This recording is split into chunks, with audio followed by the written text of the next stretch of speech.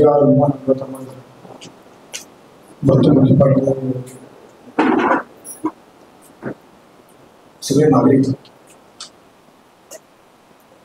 खरं मी सगळ्यांच्या वतीने त्यांना भावपूर्ण श्रद्धांजली अर्पण करतो. आजची पत्रकार परिषद भरवण्याचं कारण 2014 मध्ये भारतीय जनता पार्टी त्या देशामध्ये सत्ता आली आणि या देशाचे यशस्वी पंतप्रधान आदरणीय नरेंद्र मोदी साहेबांनी पंतप्रधान म्हणून कार्यकाळ स्वीकारला. त्यांच्या 11 वर्षाच्या कार्यकाळामध्ये आपण पाहताय की आपल्या भारत देशाची मान जगामध्ये उंचवण्याचं काम करत या देशाच्या पंतप्रधान नरेंद्र मोदी साहेबांच्या नेतृत्वामध्ये झालेले आहे. त्यांनी जे काही 11 वर्ष कार्यकाळामध्ये सेवा सुशासन गरीब कल्याणच्या 11 वर्ष दिले आहेत समर्पित. ते सांगण्यासाठी आपण सर्व पत्रकार बोलवत आहे. या पत्रकार परिषदेमध्ये आमचे ज्येष्ठ मार्गदर्शक माजी खासदार आदरणीय मर्यादा साबळे, आमदार आदरणीय अमितजी बोडके, आमचे दुसरे आमदार उमादेवी ठाकरे, आमच्या माजी आमदार अश्विनी जगताप, आमचे राजशंकर पिल्ले, सुदर्शन सर, राजू धांगले, मोर्शजी शेट्टी, राज तापकी, संतोष कराटे, महेश कुलकर्णी, आमच्या सोशल मीडियाचे प्रभारी सुनील पांडे, अजय भाऊ बारपडे, सर्वच मीडियाचे कमिटी. त्याच्यामध्ये जो पहिला मुद्दा आहे जो मोदीजींचा 11 वर्षाचा प्रवास, पंतप्रधान म्हणून 140 कोटी भारतीयांना सातत्याने भाग असलेला आहे. भारतीय जनता पार्टीचा अजेंडा असा आहे की सबका साथ सबका विकास. या अवधीप्रमाणेच खरं मोदी सरकार हे संपूर्ण देशामध्ये काम करते. भारताच्या उज्ज्वल भविष्याची पायाभरणी याच काळात करण्यात आली. 11 वर्षाची कामगिरी एका भाषणात किंवा पत्रकार देतात ही खूप मोठ्या प्रमाणात असल्यामुळे फक्त काही ठळक म्हणजे मी आपल्या समोर सांगू इच्छितो. याच्यामध्ये याच्यामध्ये 11 वर्षात भारताने अमृतकाळ विकसित राष्ट्र होण्याच्या विषय वाटचाल सुरू केलेली आहे. त्याच्यामध्ये तंत्रज्ञानाचा प्रबळ वापर केला तर विकासाला गती मिळते. त्याच वेळेस मोदीजी साहेबांनी त्या गोष्टी खरं तर सांगितल्या. 2014 पूर्वी आपण पाहिल्याचं सामान्य माणूस अधिकारी एक शक्य आहे ही शक्यच नाही अशी नसायची. आणि 11 वर्षाच्या कार्यक्रमामध्ये मोदी सरकारने काय म्हणतात होय हे शक्य आहे या गोष्टीच खरं आपण पाहिजे शकतो. मोदी सरकार अस्तित्व नक्कीच यावं असेच सामान्य माणूस मोठ्या गोष्टीसाठी लागला. मोदी सरकारने भारतीय राजकारणात कार्यक्षमतेचे राजकारण हा नवा शब्द प्रत्यक्षात आणला.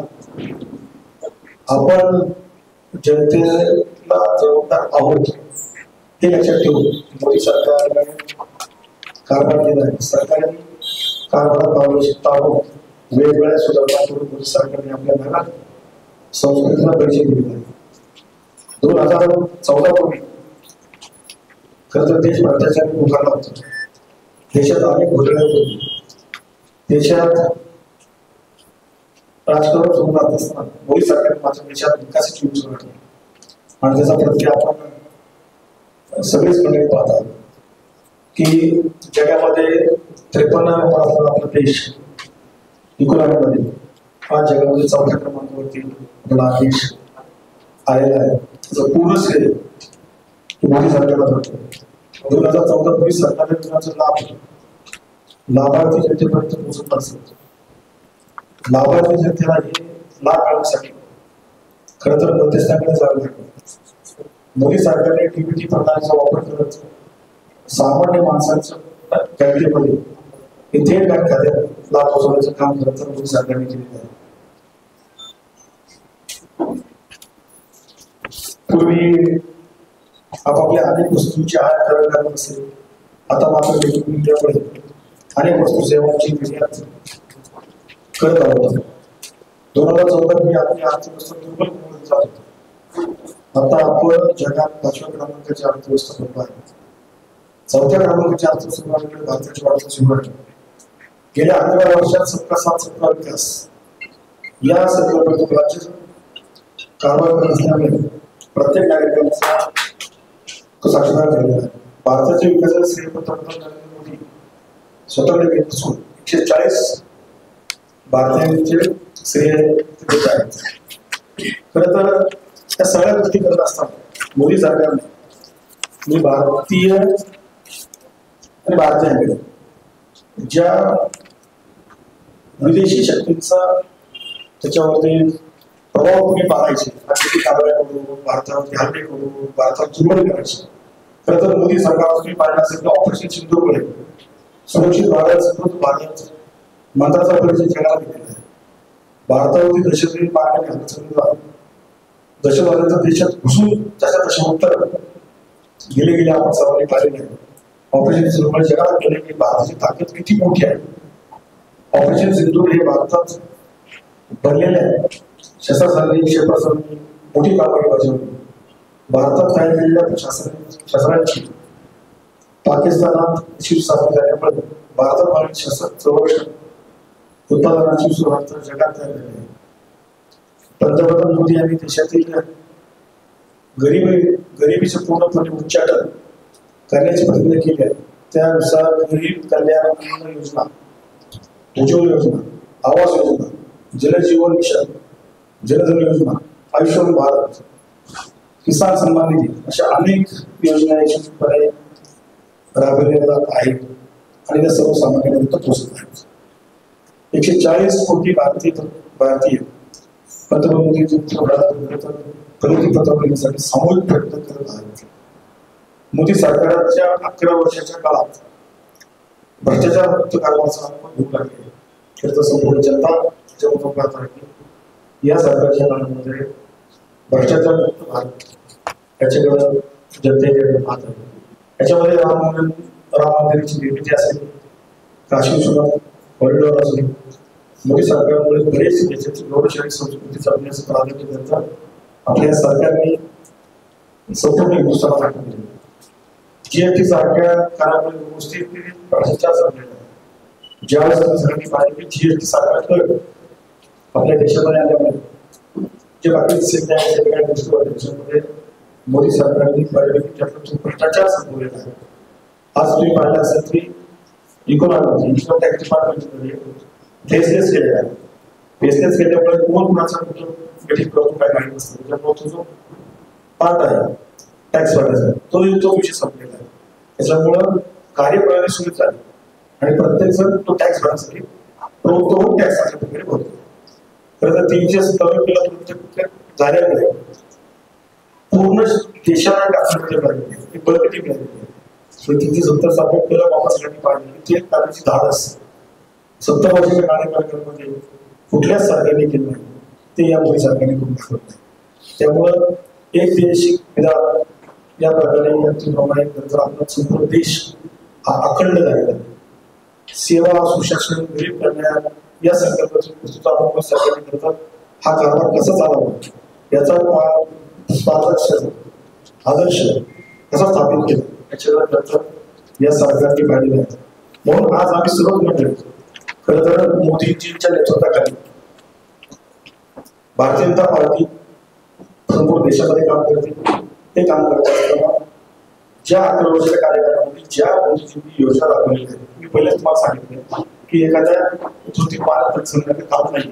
आज आपण पाहता की वंदे भारत सारखी ट्रेन, ज्या ट्रेनचं स्वप्न फक्त आपण विदेशात तर पाहिजे, आज ट्रेन आपल्या प्रत्येक भागामध्ये वंदे भारत सारखी ट्रेन आहे. चांगले एअरपोर्ट आपल्याकडे उचलले, लोकल ट्रान्सपोर्ट आपण चांगले सुरू करतो. तुम्ही पाहिलं असेल की अटल सेतू पासून ते चिदापती ब्रिज तो जगामध्ये आपल्या देशाचं नाव उचलण्याचं काम करतो. इन्फ्रास्ट्रक्चर डेव्हलपमेंट पाहत आहेत. मोदी सरकारच्या कार्यकाळामध्ये पूर्वी पाहिला आपण 70 वर्षाच्या कार्यकाळामध्ये ॲव्हरेज 3 ते 4 किलोमीटर फक्त आपले नॅशनल हायवे करायचे. आज तुम्ही पाहिलं तर ॲव्हरेज 40 किलोमीटरची ॲव्हरेज, दिवसाला 40 किलोमीटरची ॲव्हरेज आपण पूर्ण भारतामध्ये आपण सगळे नॅशनल हायवे बनवतो. म्हणजे गरीब कल्याणापासून तुम्हाला सांगितलं किसान निधी योजनापासून तर आता मधल्या काळामध्ये तुम्ही सगळ्यांनी पाहिलं असेल की जनधन योजनापासून असे जेवढे बँक अकाउंट उघडायचं काम पण खरं तर या मोदी सरकारने केलेलं आहे. पूर्वी ज्या 70 वर्षाच्या अगोदर 2014च्या अगोदर काही लोक बोलायचे, त्यावेळेस 2014ला मोदीजींनी जो हा कारभार हातात घेतल्यानंतर त्यांनी गुगल पे सारखं एक माध्यम आणलं होतं. त्याच्यामध्ये हेच काँग्रेसवाले, हेच त्यावेळेचे सरकारवाले ते म्हणायचे की सर्वसामान्य नागरिकांपर्यंत जर तुम्ही गुगल पे म्हणून जर गेले तर त्या बाईकडे, त्या विक्रेतेकडे, त्या भाजी विक्रेतेकडे मोबाईल असायला हवा आणि ती तुम्हाला तरी गुगल पे त्याकडे स्कॅन करून पाठवतो. आज ते सुद्धा तुम्हाला सांगितलं की कॅशलेस व्यवस्था ही आपण केल्यानंतर गुगल पे सर्वसामान्यांच्या मोबाईलमध्ये पण आहे. इथपर्यंत आपली अर्थव्यवस्था चांगल्या प्रकारे सुरू करण्याचं काम मोदी सरकार करते. अशा अनेक योजना त्यांनी त्यांच्या कार्यकाळामध्ये केल्या आणि हे करत असताना आपल्या देशाचं संरक्षण खूप महत्वाचं आहे. त्यामुळे तुम्ही आज पाहिलं की जसं माझ्या एका पार्टीमध्ये आपण सांगितलं की ऑपरेशन सिंधूरमध्ये जे मेक इन इंडियामध्ये जे क्षेत्रास्त्र आपण वापरली गेली ती इंडियन मेड आहेत आणि ती प्रभावशाली ठरली आताच्या. म्हणून भारतीय सैन्याचंही आपण खरं तर गौरव आपण त्यांनी नेतृत्व केलेलं आहे. अशा बऱ्याचशा गोष्टी मोदी सरकारच्या काळामध्ये झालेल्या आहेत. याचाच एक भाग म्हणून आम्ही आता मोदीजींच्या 11 वर्ष विकसित भारताचे 11 वर्ष कार्यक्रम तयार केले आहेत. त्याच्यामध्ये कार्यशाळा झालेली आहे. आता आपण मोदीजींचं प्रदर्शन खरं तर एक मोठा प्रमाणात आपण याच्यामध्ये करतोय. दुसरा आपण जे शहरातील जो एज्युकेटेड वर्ग आहे त्याच्यामध्ये डॉक्टर असतील, इंजिनियर असतील, वकील असतील, CI असे जे आम्ही कार्यक्रम तयार केले शहराच्या माध्यमातून आम्ही करतोय.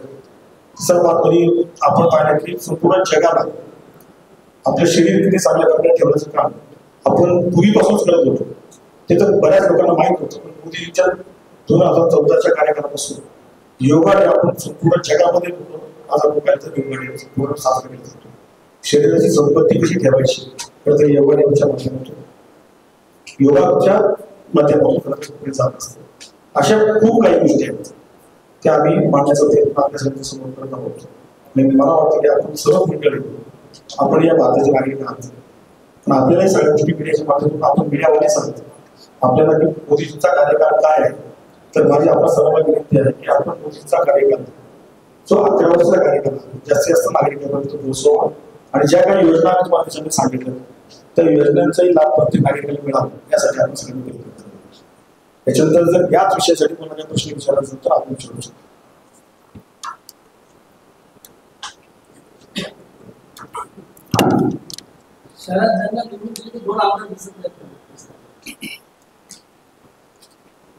दोन्ही आमदार आहेत. एक आज जनता दरबार आहे आणि एक जण दुसरे आमदार आमचे एक अपंग व्यक्तींचा मोठा कार्यक्रम त्या कार्यक्रमात. त्यामुळं पिंपरी चिंचवडची भारतीय जनता पार्टी एक संघ आहे. त्यामुळे तुम्ही तुम्हाला मार्गदर्शन केलं आणि ते सांगितले ते कार्यक्रम असले आणि काय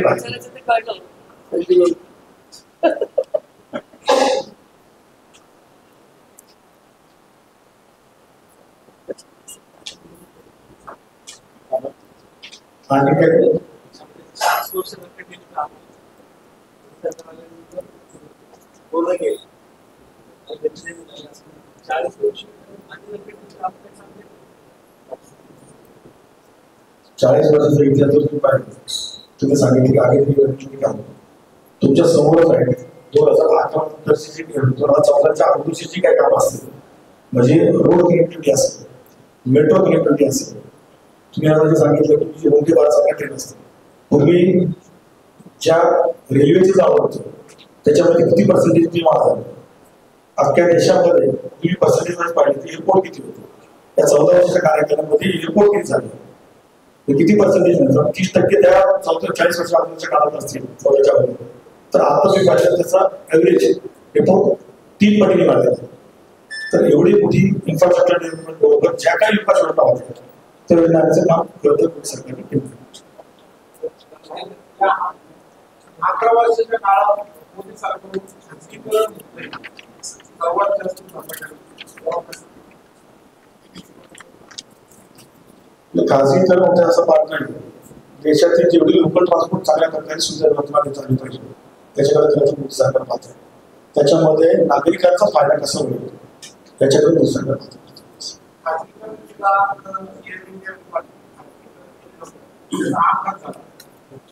नाही, अपघात झाला हे खरं तर जो घटना आहे त्याची चौकशी चालू आहे. चौकशीचा अहवाल तर समोर येईल.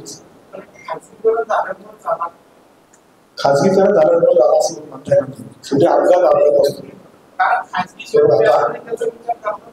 हे प्रश्न आहे खरं तरी चौकशी होईल आणि तो अपघात झाल्यामुळे सगळ्या संपूर्ण देशात दुःख आहे. त्यामुळे खाजगीकरण आणि अपघात हा भाग नाही विषांतर होतोय तुला.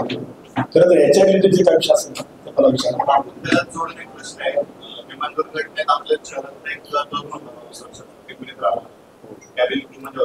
शहरात 4 आमदार आहेत, एक माझे खासदार आहे. आपल्याकडनं कोण जाऊन तिथं रात्री आम्हाला कळकाम केल्यानंतर इरफान शेख आपल्या निवडणुकीत माध्यमानंतर तो युवक आहे 22 वर्ष त्याचा आहे आणि आज आम्ही ही पत्रकार परिषद संपल्यानंतर त्याच्या घरी कोणीच नव्हतं. मी स्वतः खाडेसर मतही करता आलो. आमचे सर्वच गुन्हे हे भारतीय जनता पार्टी म्हणून नाही, या शहरातील तो एक नागरिक आहे आणि तो आपल्या जवळच आहे. कारण अशा घटनेमध्ये नंतर पक्षी बाजूला ठेवून खरं तर सर्वच मीडियामध्ये जाणार आहोत. त्यांच्या घरी काल कोण नव्हतं. त्यांची मला वाटतं आई वडील तेव्हा आम्ही सगळेच आमच्या विषयामध्ये तुम्हाला सांगतो त्या विषयात माननीय मुख्यमंत्री देवेंद्र फडणवीस यांना विषय सांगितल्यानंतर ते स्वतः तिकडच्या मुख्यमंत्र्यांना बोलले. त्यांच्या बंधूबरोबर मी स्वतः संपर्कात आहे. जे कोऑर्डिनेशन करतायत माननीय पाटील मुख्यमंत्र्यांचे ओएसडी ते स्वतः त्याच्या भावाच्या संपर्कात आहे. आज साधारण 5 वाजेपर्यंत DNA टेस्टिंग सगळ्यांच्या होतील आणि 6 नंतर सगळ्या ज्या पार्थिव प्रक्रिया दिली जातील अशी अपेक्षा आहे. उद्यापर्यंत ते पार्थिव आपल्याकडे संध्याकाळपर्यंत येऊ शकतं अशी सकाळची. त्यामुळे आमचाही आमदार मान्य अध्यक्ष व्यवस्थित संपर्कात आणि मुख्यमंत्री त्या विषयामध्ये स्वतः त्या विषयात आपलं